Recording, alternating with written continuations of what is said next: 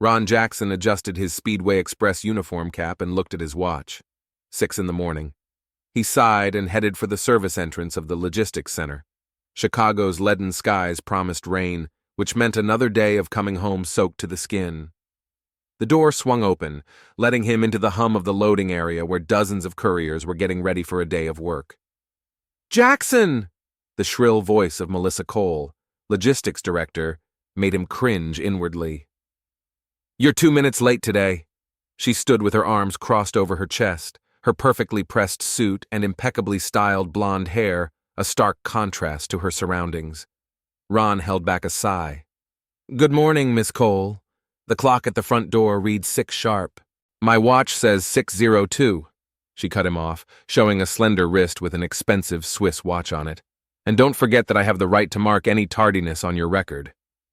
Ron nodded, holding back his irritation.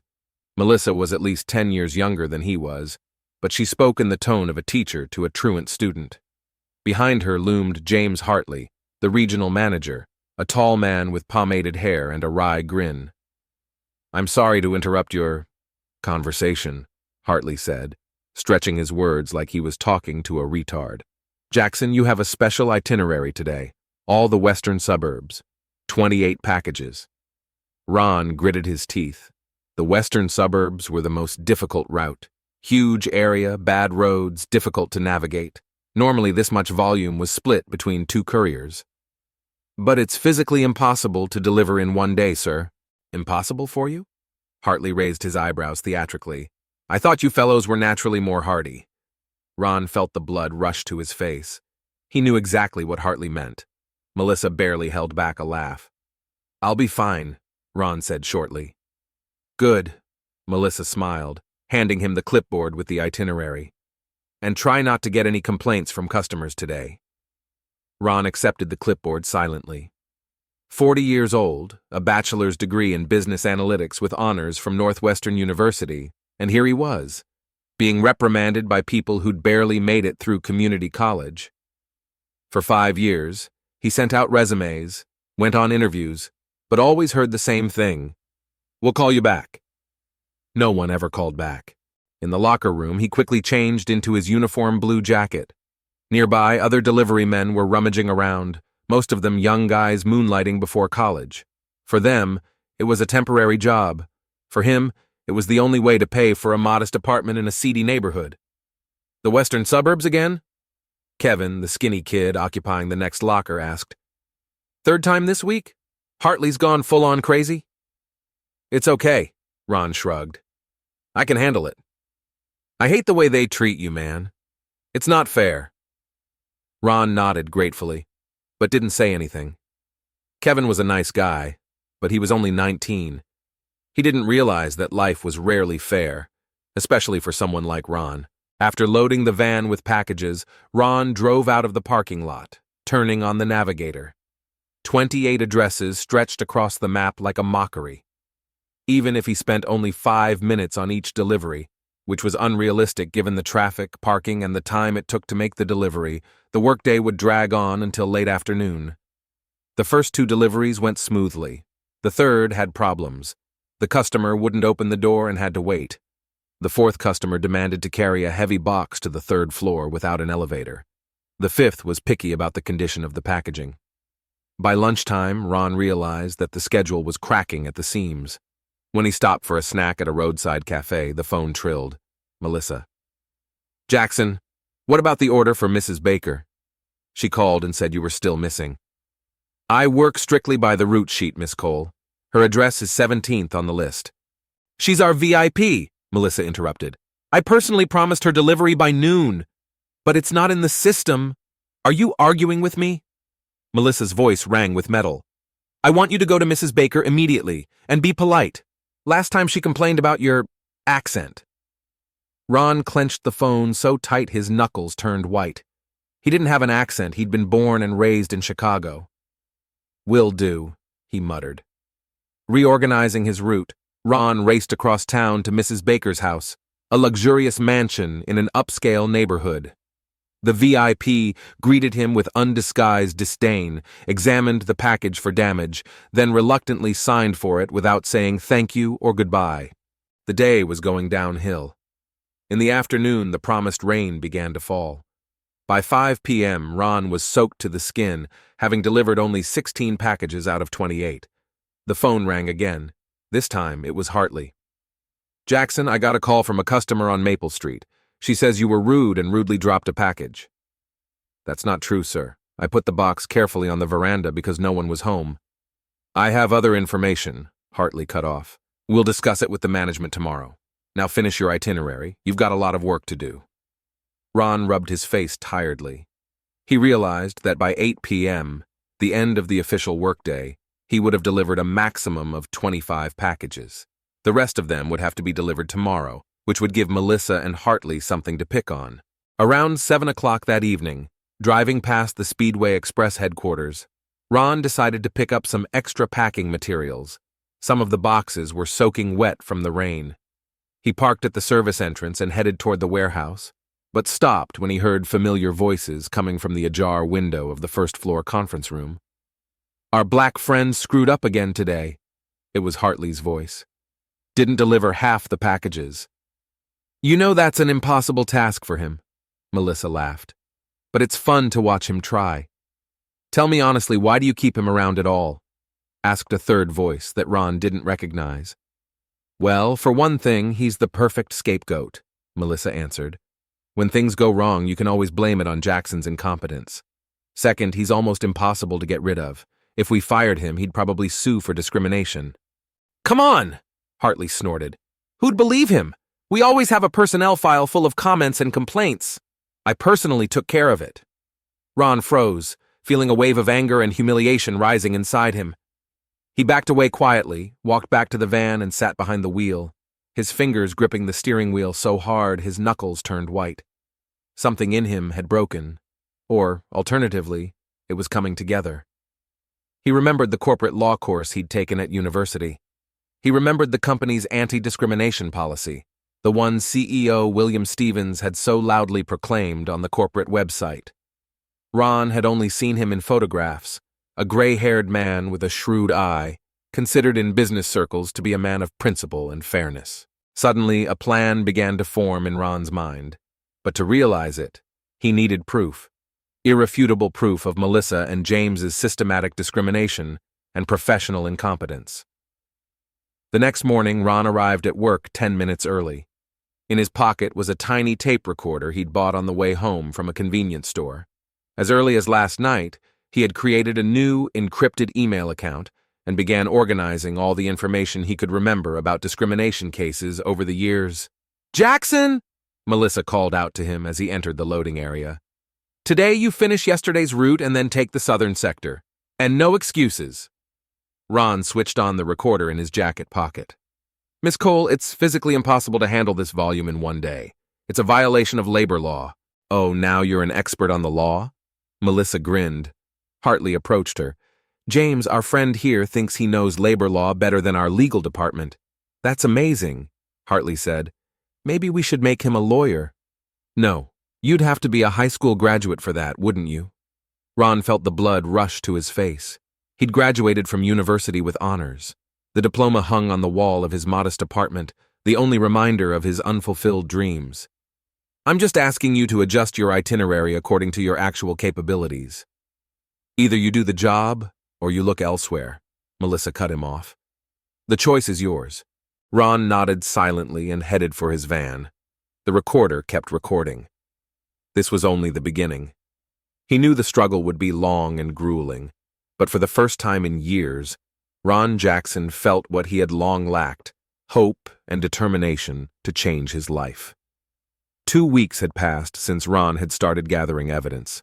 His small apartment on the outskirts of Chicago had become a makeshift investigative headquarters. There was a map of the action on the wall, an open laptop with an incident table on the desk, and 3 tape recorders with recorded conversations on the bedside table. Ron had meticulously documented every disparaging remark Melissa had made, every racist joke Hartley had made, every route unfairly assigned. Sitting at his desk this Sunday morning, He was rereading the Speedway Express corporate charter found on the company's official website. His eyes stopped at a paragraph about zero tolerance for discrimination, personally signed by CEO William Stevens. Ron sensed that behind those lines was not just corporate PR, but the man's real convictions. The phone vibrated. A message from the company's system with tomorrow's itinerary. Western suburbs. Again, 5th time in 2 weeks. Ron took a screenshot and added it to the folder of evidence of discrimination in route allocation. Then he opened the analysis file that had been running all last week. The graph clearly showed that he was getting the longest, most difficult, and lowest-paying routes far more often than the other couriers. Statistical analysis left no doubt that this distribution was intentional. But he realized that call records and statistics alone were not enough. He needed internal company documents, memos, emails between Melissa and Hartley, his personnel file of fabricated complaints. But how to gain access? That was the key question. On Monday morning, Ron arrived at work a half hour before his shift started. He wanted to check the other couriers' schedules to supplement his statistics. In the still empty locker room, he noticed a young woman trying to open a jammed locker. "Can I help?" Ron offered, stepping closer. "Oh, thanks," she smiled. "This door is always jammed, and I need to get my papers right away." Ron examined the lock, pressed lightly on the top corner of the door, and it opened easily. "Do you work in human resources?" he asked, noticing the folders with the HR logo on them. "Yes, I'm Sarah Fisher, the assistant HR manager. And you must be one of the couriers?" "Ron Jackson," he extended his hand. "I've been working here for 5 years." "5 years?" Sarah was surprised. "I've never seen you before." "They don't pay much attention to couriers in this branch," Ron said with a touch of bitterness. Sarah was embarrassed and started going through the folders. "Actually, I came in here because I'm sorting through some outdated personnel files," she said. "I'm surprised yours isn't here. Usually all employees who've been here more than 3 years have a separate file." Ron tensed. This was a chance. "Maybe my file is maintained electronically? Or is it kept on file by the Director of Logistics, Miss Cole?" Unusual. All files are supposed to be kept with us. Duplicates can be kept by supervisors, but the originals are only in HR. Sarah frowned. "I'll be sure to check. I'd appreciate it." Ron nodded. "You know, lately I've been concerned about some aspects of the workflow here." The door to the locker room opened, and the first delivery guys came in. The conversation had to be cut short. "It was nice to meet you, Mr. Jackson," Sarah said, gathering her papers. "If you have any questions about HR, come to our department, 3rd floor, room 312. Ron nodded, feeling that fate might have given him a long-awaited chance. Sarah seemed sincere and principled, qualities so rare in this company. All day he had been thinking about the right way to approach the conversation with Sarah. While delivering a package to an office on Michigan Avenue, Ron noticed a magazine called Corporate Ethics Today on the reception desk. On the cover was a photo of William Stevens and the headline, "A Leader Against Discrimination in Business." "May I see it?" he asked the receptionist. "Sure, we have extra copies. You can take them with you." At lunchtime, sitting in the van, Ron scrutinized the interview with Stevens. The Speedway Express CEO talked about his vision of an inclusive corporate culture, fighting discrimination of any kind, and creating anonymous feedback channels for employees. The last sentence particularly stuck out. "I personally handle every complaint related to a breach of corporate ethics." Ron wondered, if there was an anonymous feedback channel, why had he never heard of it? Perhaps the branch was deliberately withholding this information? The next day, after completing his itinerary, Ron went up to the 3rd floor of the main building. Room 312 was a small office with a sign that read, "Human Resources." Knocking, he stepped inside. Sarah was sitting at a computer, filling out some forms. "Mr. Jackson," she smiled. "What can I do for you?" "I hope I'm not interrupting. I was wondering about my personnel file." "Yes, I looked in the system." Sarah lowered her voice. "That's very strange, Mr. Jackson. Your file exists in the electronic database, but access to it is restricted. I've never seen that before." Ron nodded. It confirmed his suspicions. What about the anonymous feedback channels? Mr. Stevens mentioned them in a recent interview. Sure. Sarah opened a desk drawer. Here are the information sheets. They should have been distributed to all employees 3 months ago. Ron picked up a glossy booklet with hotline contacts, an email address, and a QR code for anonymous submissions. I've never seen this before, he admitted honestly. That's odd, Sarah frowned. Melissa Cole personally confirmed that she had distributed the information to everyone in the logistics department. Ron pulled out his phone and opened the saved recording of the meeting from 2 weeks ago. Silently, he pressed play. These ethics information booklets are a waste of paper. Melissa's voice was clearly audible. Especially in the hands of some of our inconsiderate employees. I think we'd rather send them to the shredder than cause unnecessary problems. Sarah turned pale. This is illegal, she whispered. They were deliberately blocking the corporate ethics policy. I have other records. Ron showed her a folder on his phone. Discriminatory remarks, unfair route assignments, trumped-up complaints. Sarah was silent for a long time, staring out the window, then resolutely turned to Ron. Do you know why I work in HR, Mr. Jackson? I believe that companies should be fair to their employees. What you've shown goes against everything I stand for. She sighed. I will help you, but we have to proceed very carefully.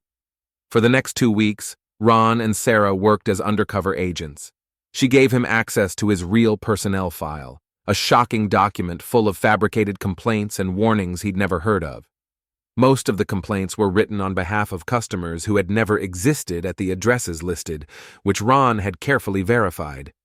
In addition, Sarah had copied several memos and emails between Melissa and Hartley, where they openly discussed how to keep our colored friend in line and prevent him from advancing. One evening, while reviewing the financial reports for logistical expenses that Sarah had secretly copied for him, Ron noticed a strange pattern. Fictitious delivery addresses were regularly appearing on the western route, which he serviced more often than any other.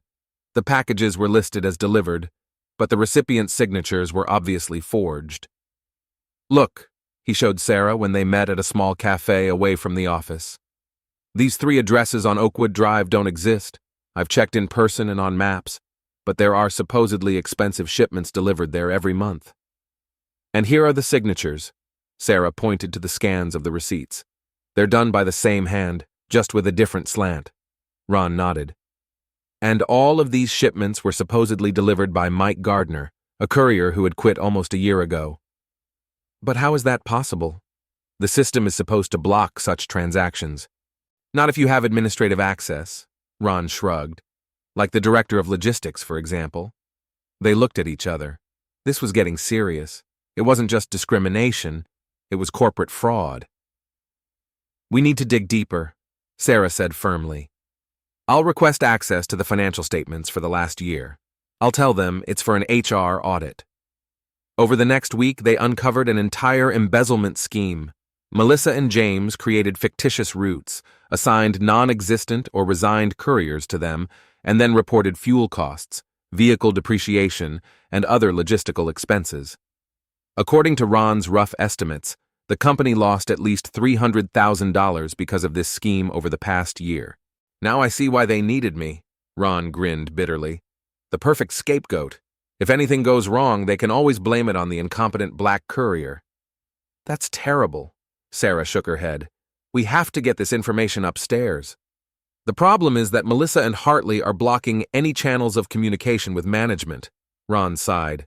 The emails I've sent on the anonymous line have probably been intercepted. They control all communications in the branch. Sarah thought for a moment. There is a way, she said slowly. Next Monday is the quarterly meeting of all the directors with Mr. Stevens. Melissa will be in the main office all day. What's in it for us? Every month, Mr. Stevens receives a collection of letters from the rank and file. It's his personal initiative to keep abreast of issues at all levels.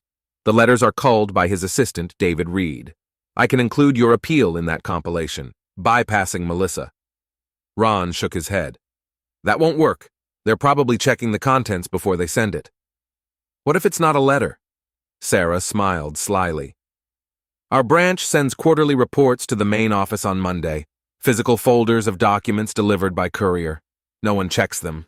It's standard procedure. Ron nodded slowly, realizing what she was getting at. And who would be the courier? Hartley usually assigns one of the newcomers, but I can convince him that such an important assignment requires an experienced employee. Say, someone who's been with the company for 5 years. The plan was risky, but doable. Ron spent the next few days creating a comprehensive dossier. He systematized all the evidence he had gathered, added analyses of financial fraud, and attached notes of conversations and letters with discriminatory statements. The document turned out to be voluminous and convincing. Sunday night, Ron sat on the couch, rereading the cover letter for William Stevens. It had to be brief but concise. The director of a large company was unlikely to read a multi-page complaint. Ron rewrote it several times until he was satisfied. Monday began with a surprise. Hartley called him into his office as soon as he arrived. "Jackson, I have an important assignment for you," he began with unusual politeness. "The quarterly reports are to be delivered to the main office today. For some reason, Miss Fisher insists that you be the one to do it." Ron kept his composure, though his heart was racing. "I'm ready, sir. The car will be loaded by 10 o'clock. I want it delivered before noon, personally in the hands of the CFO's secretary." Hartley held out a piece of paper. "Here's a pass to the main building, and Jackson, don't screw this up. These documents are critical." "Everything will be done perfectly, sir," Ron replied, accepting the pass. His insides sang with the thought that the plan was working. At 9:30, Sarah discreetly handed him the envelope with the dossier, which he immediately tucked into the inside pocket of his jacket. At 9:55, he was already standing at the service exit, waiting for the documents to be loaded into the van. "Good luck," Sarah whispered to him as he passed by. "The main thing to remember is to deliver the file personally to David Reed, Mr. Stevens's assistant. His office is next to the CEO's office, 6th floor." Ron nodded. The plan was simple. Deliver the official documents to the CFO's secretary on the 4th floor, and then go up to the 6th floor to hand over the file. At 10:15, he was on his way toward downtown Chicago, where the Speedway Express headquarters was located. The tall glass and steel building towered over the surrounding buildings like a symbol of corporate power. Ron parked in the parking lot, showed his pass to security, and walked inside, pushing a cart loaded with boxes of documents. The lobby was a typical office bustle, with employees rushing about, visitors waiting for appointments, and security guards keeping a watchful eye. Ron headed for the elevators, trying to look confident and at ease. "What floor?" the guard asked at the elevator. "4th, please. Documents for the finance department." Once he reached the 4th floor, he easily found the CFO's office. The receptionist, a young woman with neatly styled hair, accepted the boxes, checked the contents against the list, and signed for them. "Everything is in order," she smiled. "Thanks for the delivery." Ron nodded, pushing the now empty cart out into the hallway. His heart was pounding like crazy. Now the hardest part was getting to the 6th floor and finding David Reed's office. He was on his way to the elevator when a group of men in business suits came around the corner. Ron froze. At the head of the group was a tall, gray-haired man he recognized from the photographs, William Stevens himself. The CEO was talking animatedly with his colleagues, heading toward the conference room at the end of the hallway. Ron realized it was fate. Instead of waiting and looking for the assistant's office, he could hand the file over to Stevens himself right now. Gathering all his resolve, Ron headed toward the group of executives. His thoughts were racing frantically in his head. How to approach the CEO, what to say. Wouldn't the guards chase him away before he could utter a word? But fate seemed to be on his side. When the group was only a few steps away, Stevens stopped to answer a question from one of the attendants. At that moment, Ron's and the CEO's gazes met. "Is there anything I can do to help?" Stevens asked suddenly, noticing the delivery man frozen with the cart. "Mr. Stevens," Ron's voice trembled, but he quickly pulled himself together. "My name is Ronald Jackson. I'm a courier from the Chicago branch. I have some extremely important information to relay to you." The Speedway Express general manager raised his eyebrows in surprise. One of the men accompanying him, young and trim, stepped forward, clearly intending to block the way. "Mr. Stevens is now on his way to a meeting." "Wait a minute, David." Stevens stopped him, glancing at Ron. "What kind of information are we talking about, Mr. Jackson?" Ron squared his shoulders, trying to look as confident as possible. "Systematic discrimination and financial fraud at the Chicago branch, sir. I have ample evidence." There was a tense silence in the hallway. Stevens's colleagues glanced around. Some grinned incredulously. But the CEO continued to stare at Ron without averting his eyes. "David, move the meeting back to 15 minutes, he finally said. "Mr. Jackson, let's go into my office." Stevens gestured for Ron to follow him. They walked down the corridor, turned to a separate elevator with a biometric access system, and went up to the 6th floor. The CEO's office was spacious, but surprisingly modest for a man of his stature. No fancy luxury, just functional elegance. "Have a seat." Stevens pointed to the chair across from his desk. "Now, Mr. Jackson, I'm listening." Ron pulled an envelope from his inside pocket and placed it on the desk. "It documents numerous instances of discrimination against me and other employees by Logistics Director Melissa Cole and Regional Manager James Hartley," he began. "But in the process of gathering evidence, HR employee Sarah Fisher and I uncovered something much more serious, a financial fraud scheme that caused hundreds of thousands of dollars in damage to the company." Stevens frowned, opened the envelope, and began to look through the contents. His face grew more and more serious with each page. He took a particularly long look at the financial documents with Ron's notes on them. "These are very serious allegations, Mr. Jackson," he finally said, setting the papers aside. "What exactly was going on at the branch?" Ron took a deep breath and began to recount his first day at the company 5 years ago. The gradually increasing discrimination, the impossible routes, the racist comments, the fabricated complaints in his personnel file, the blocking of all direct communication with the main office. "When I realized that the standard feedback channels weren't working, I decided to gather hard evidence," he finished.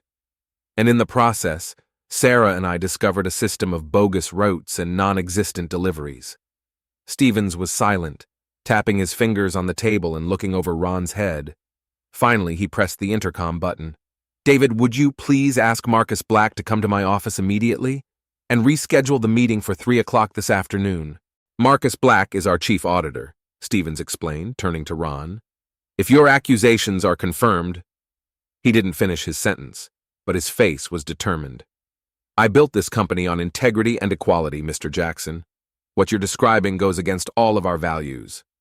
5 minutes later, a short, trim man entered the office with an attentive gaze. "Marcus," Stevens pointed to the files, "I need your expert review of these documents. Priority 1. Check every figure, every statement." Black nodded, picking up the folder. "How much time do I have?" "I expect a preliminary report by noon tomorrow. If you find anything critical, get back to me immediately." After the auditor left, Stevens turned to Ron again. "Mr. Jackson, I appreciate your courage and integrity. Not everyone would take that step. Now, if you don't mind, I'd like to know a little more about you personally. What exactly are you interested in, sir? Your educational background, for instance.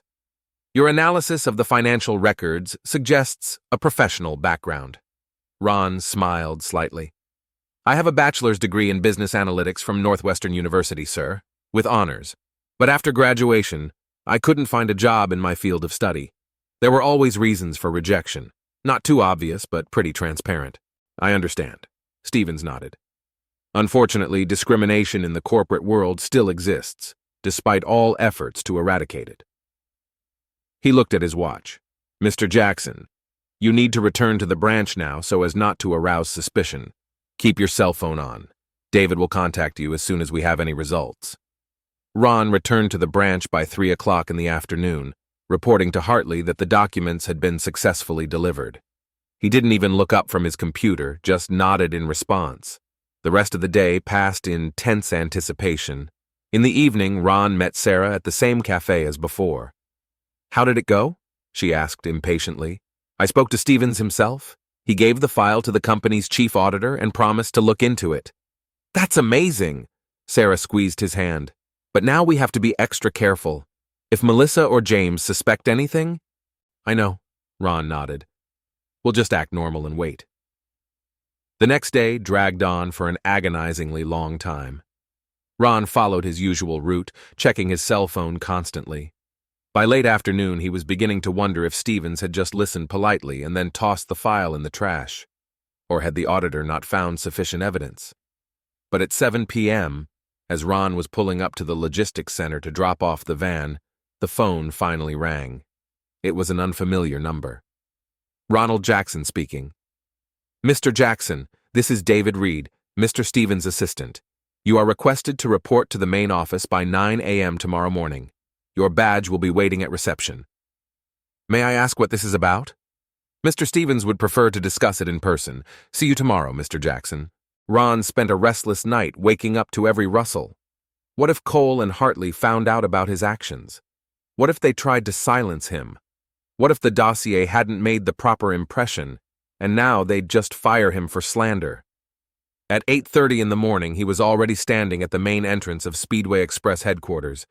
After obtaining a pass, he went up to the 6th floor where he was met by David Reed. Mr. Jackson, follow me. The meeting has already begun. Meeting? I thought I was only meeting with Mr. Stevens.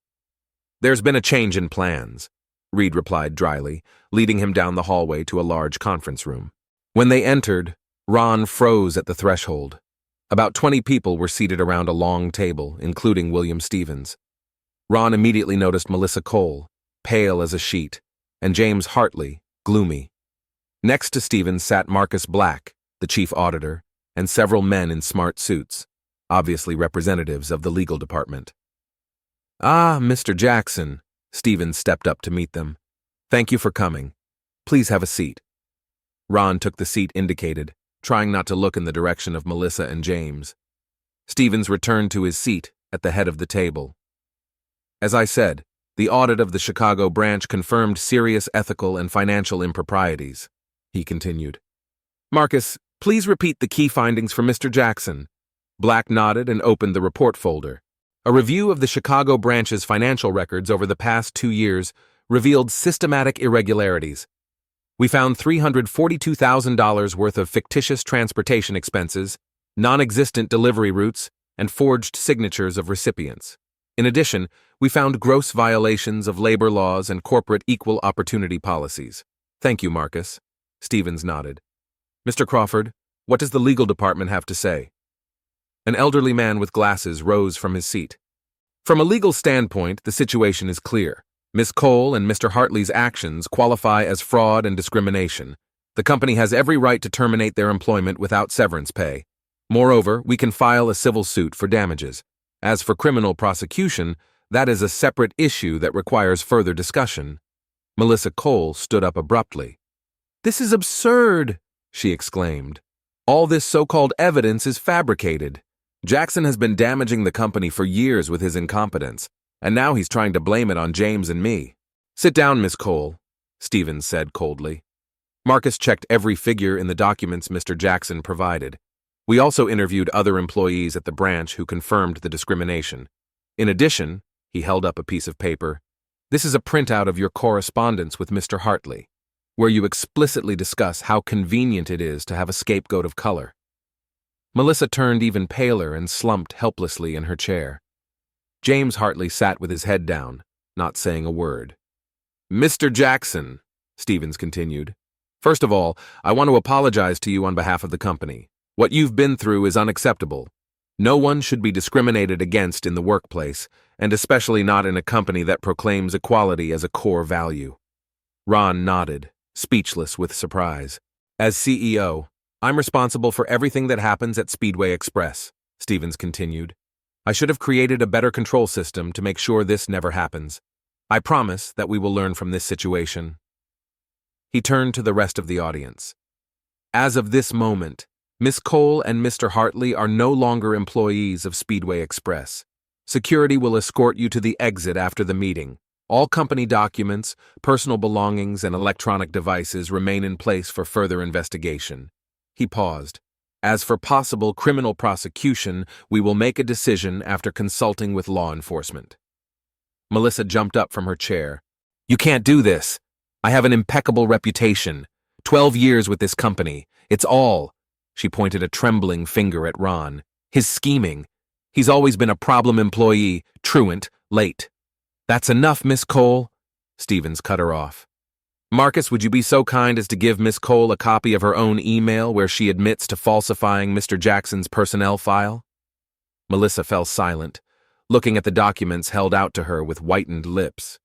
James Hartley continued to sit motionless, as if hoping that if he kept a low profile, he would be forgotten. The meeting is adjourned, Stevens announced. Mr. Jackson, I'm going to ask you to stay. When everyone left, only Ron, Stevens, and David Reed remained in the conference room. Mr. Jackson, Stevens began as the doors closed, I want to thank you again for your courage and integrity. Thanks to you, we not only shut down a fraudulent scheme, but we also identified serious problems in our corporate culture. I was just defending my rights, sir, Ron replied, and the rights of other employees who were being discriminated against. That's honorable, Stevens nodded. Now, about your future. I understand you're a qualified business analyst with a degree from Northwestern? Yes, sir.